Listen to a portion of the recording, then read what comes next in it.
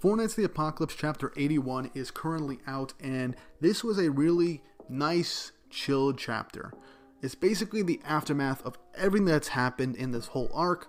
We get to see how this battle affected all our main cast, and is also helping set up some seeds and thoughts for what could happen in the future of the story. Not too much happened in this chapter in terms of plot progression, but we had a lot of character moments, and it was some nice downtime for our cast after the craziness of the Leonis arc, and I'm just very thankful for that. And we got some really nice wholesome moments in this chapter, as well as some seeds for character growth as well. But before all that, don't forget to like, subscribe, and hit the notification bell for updates on future videos. It really does help. Four Knights content has been the bulk of the channel for the past year and a half, and you guys seem to really enjoy it, so I want to keep this up as much as possible.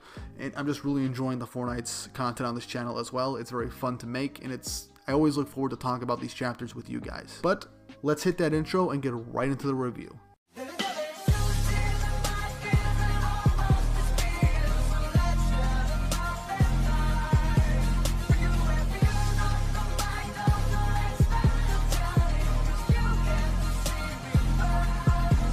Chapter 81 of the Four Knights of the Apocalypse, titled The Battle is Over. The battle is indeed over. Finally. But this chapter starts off with Percival being wholesome as all hell, jumping on a bed, talking about how fluffy it is. Now, nothing too consequential happens in this opening portion of the chapter, primarily just Team Percival buddying around, talking about having to meet the king tomorrow, talking about how they're in a guest room, how fluffy the bed is, and On being kind of, on edge and kind of angry. Donnie and Nazians are wondering what happened, why she's so angry, as she explains what happened in the town. After Lancelot showed the townspeople this image of Camelot, despite the Holy Knights defending them from these invaders who came to attack their home, they're still considering wanting to go to Camelot, even flat out wanting to say, please take me to Camelot. As she's angry at the fact that they're being so selfish, despite the fact that the Holy Knights were defending them from harm the entire time. Donnie states that it's the duty of a Holy Knight to protect the people, even if the people the people they protect point fingers and throw stones at them. As On kicks him away, as Donnie's literally just saying that he just heard it from his uncle. Percival says he kind of gets how the townspeople feel, as he says even if what Arthur showed them was an illusion, or if it was real, he still saw his grandfather, as everyone reacts to what Percival said in a pretty concerned manner. And we then get this nice panel of Arthur in a silhouette with these evil looking chaos eyes, which reminds me of the silhouette of Pain from Naruto in the manga, which either way, I'm not saying I honestly really like it. I think it's cool when villains have these types of silhouettes with evil looking eyes. I just thought of Pain for this, probably due to how the eyes look. I still find it cool either way, and I love it. But begin to think, what is Camelot? And they don't really know too much about Arthur to begin with. Percival says that in the fight against Melegalon and Arthur, he was too weak to do anything. He wasn't able to fight. And Nazians tries to comfort him, saying, come on, if it wasn't for your magic, all of us would have been way more injured, and people probably would have died. But Percival picks himself back up, being Percival, and just begins to just sing the praises of everybody else. How strong Tristan and Gawain are, not to mention how incredibly strong Lance and Meliodas were.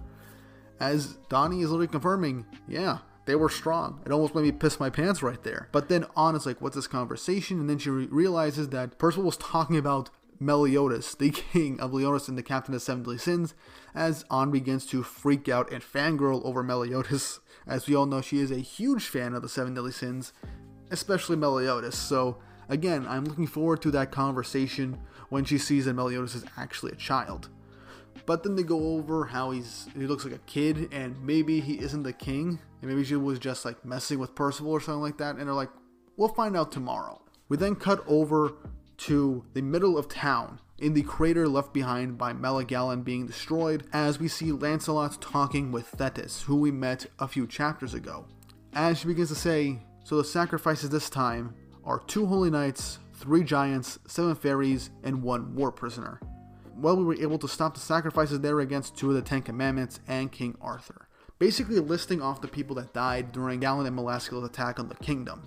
As we remember, they killed the 2 royal knights at the start of in the middle of this arc, and then they killed fairies and giants with their attacks. Thetis looks down on Galen and Melascula's corpse, or the corpse of Meligalan, and he's like, Galen, Melascula, to think chaos would plant false memories and manipulate them to suffer another defeat. She's looking down at their corpses, kind of looking a little sad, as Lancelot's just saying, you're praying for the souls of the ones who murdered 13 people? You really are a weirdo, Master Thetis. As she just says, I'm not praying, I just pity them. And it's not 13 people, but 12. It seems you made a strong showing against that King Arthur guy, Lancelot. And she says, with skills like yours, it should be easy to protect a prisoner and defeat an assassin. And what was the result? The assassin gets away and the prisoner gets killed. Talk about a major blunder. She's literally chewing out Lancelot for letting the prisoner get killed and letting Jericho get away. Lancelot tries to say that he couldn't just undo the magical restraint that is placed on him, and he really had no other choice but to fight as is.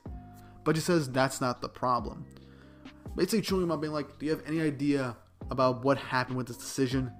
They lost, after losing their prisoner of war, they lost their foothold in getting into Camelot. They're now at a huge disadvantage with this guy dead, so they're kind of at wit's end. Even though they still have Bartra's vision, it wasn't enough to keep ahead. So they kind of weren't. Now they're not able to finally get into Camelot, which seemed to have been their overall goal. Lancelot just says, "Don't act like you get how I feel, you damn hag." And she says, as she just scoffs, and is like, "I'm 16, just like you."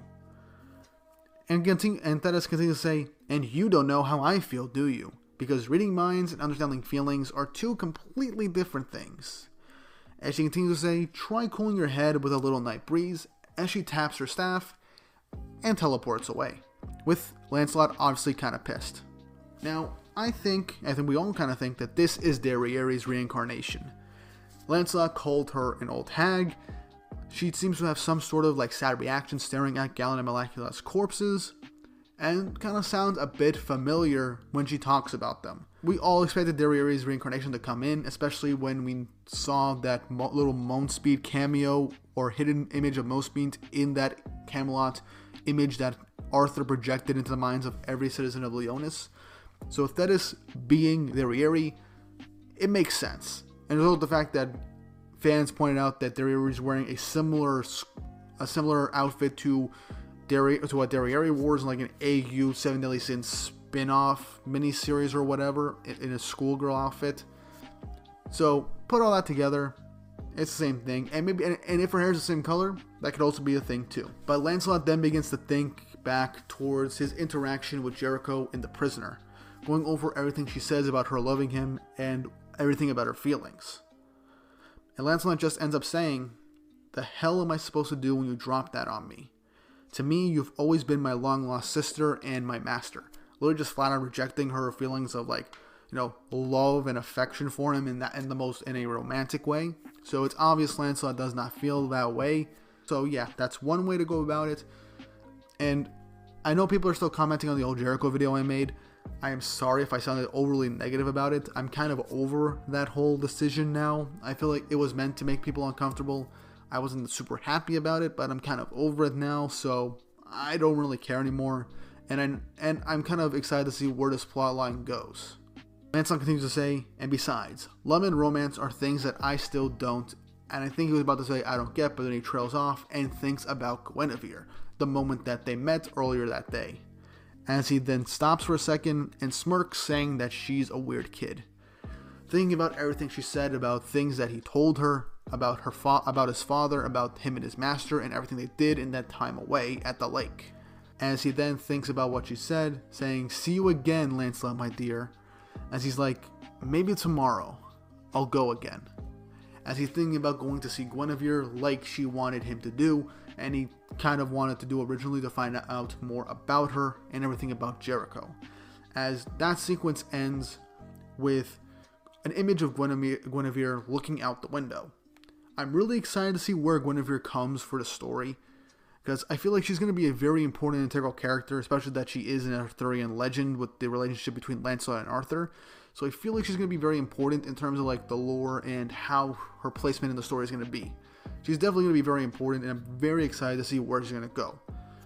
Ironside said that he found Arthur's bride, completed his mission, so he could be talking about Guinevere, or maybe he got the wrong person and Guinevere's still in Leonis somewhere.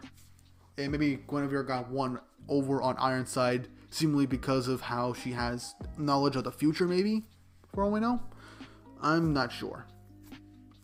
But we then cut over to Tristan in a courtyard training, frustrated over everything that's happened, swinging his swords with a lot of fury, with Xion and Jade looking over and just seeing him trying to improve himself. Jade wants Tristan to take it easy after the long battle and to go to bed and rest, but Xion's like, yeah, easy for you to say, Jade. But Jade just scoffs and says he kind of had his hands full with carrying Gila and overdoing himself. But seeing the battle against Arthur, he even praises Lancelot's fighting style, saying that it was incredible, as Xion is just like, well, Tristan is even more incredible. Twice as incredible, even. Now, Xion, I still don't like you. After all the shit you pulled in this arc, I do not like you at all. I want someone to punch you square in the face. I like your loyalty to Tristan, but that will not get you sympathy points for me. If you do something that will redeem yourself, then maybe. Tristan might be a really good character, and I'm always excited to see Tristan do stuff, but I do not like you, Xion. Anyway, mini rant on Xion over. We see Tristan's frustrations, thinking about everything that Meliodas was saying to him during that fight with Arthur, asking if he's okay, if he's hurt, or to get down, him protecting him. Tristan is thinking how Meliodas is still treating him like a child, and even flashes back to the moment when Meliodas was cheering on Lancelot, frustrating Tristan even more, as he just says, damn it all, screaming into the night as he continues training. And this next sequence, we catch up with Gawain. Very short, but it's her thinking about what Arthur said. You're such a bad girl, Gawain. Running away without permission. How worried did you think my brother would be? As she trembles under her covers and is like, Grandpa, Granny, please hold me tight. As this is Gawain literally acting like a scared child. We know how she tends to act like a kid, a very spoiled brat, and overconfident in herself. And she goes on to say that her grandparents kind of told her that she was the strongest around. But with everything that Arthur said in the previous chapter, declaring war on the Four Knights, basically seeing them as a threat, I do see why Gawain is scared. And I feel like she is going to have to overcome her fear of Arthur if she's going to become stronger and help the Four Knights in their fight against Camelot and Arthur. This is going to be part of her arc, most likely, overcoming her fear of her uncle and her own ego. She's going to have to overcome her own ego and learn to work as a team and fight smarter. We saw a bit of that in this arc against Galen and Melascula, so I look forward to see where that plot thread leads. And now we're leading up to the end of the chapter, where Lancelot goes to Percival's room to meet up with everybody. Trying to see if everybody's in there, he knocks on the door and tries to invite them out to dinner, saying that there's a nice place that has good food that's open late all the time, and says, let's go out to eat, all five of us. He opens the door, trying to go in. We get the most wholesome smile from Lancelot that I have ever seen, and he just says, guess I'll try again tomorrow.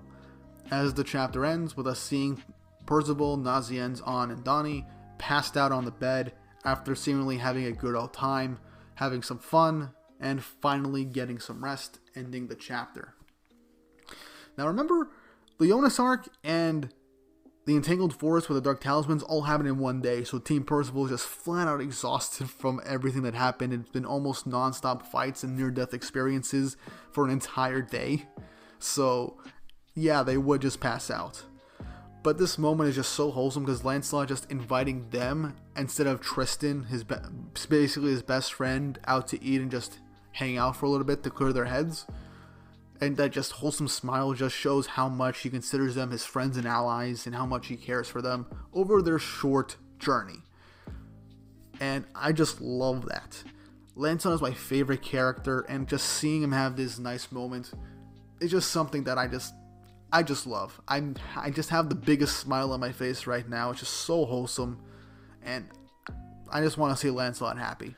and I want to see more interactions with him and the rest of the crew now that his identity is revealed, and they can just start acting like a true team, or just a true group of friends, with the addition of Tristan and Gawain now. But yeah, that was the chapter. Overall, a pretty chill and concise chapter, just going back and forth between the different characters, setting up that we are going to see more in this arc, that we're going to see Meliodas again, and maybe get a debrief on the whole situation with Camelot and the prophecy of the Four Knights, planting the seeds of Tristan's inferiority complex to a certain extent towards Lancelot maybe, and how jealous he is, and frustrated he is that his father does not fully trust him to fight an enemy and still treats him like a child. Now, I'm okay with Meliodas being protective of his kid. It shows he's a good parent. But I can understand why Tristan doesn't want to be babied. So I want to see where this goes with Tristan, and I'm liking that.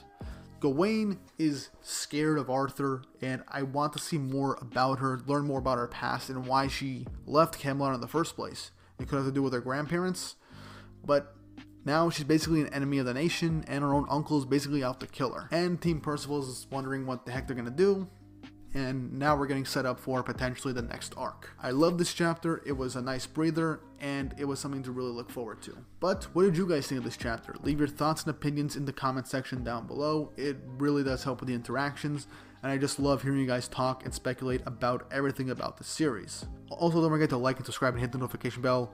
It really does help, and it shows that you guys enjoy the Four Knights content on this channel, and helps inspire me to keep these stuff coming. But with all that said and done, I hope you guys enjoyed the video, and I hope you all have an awesome day.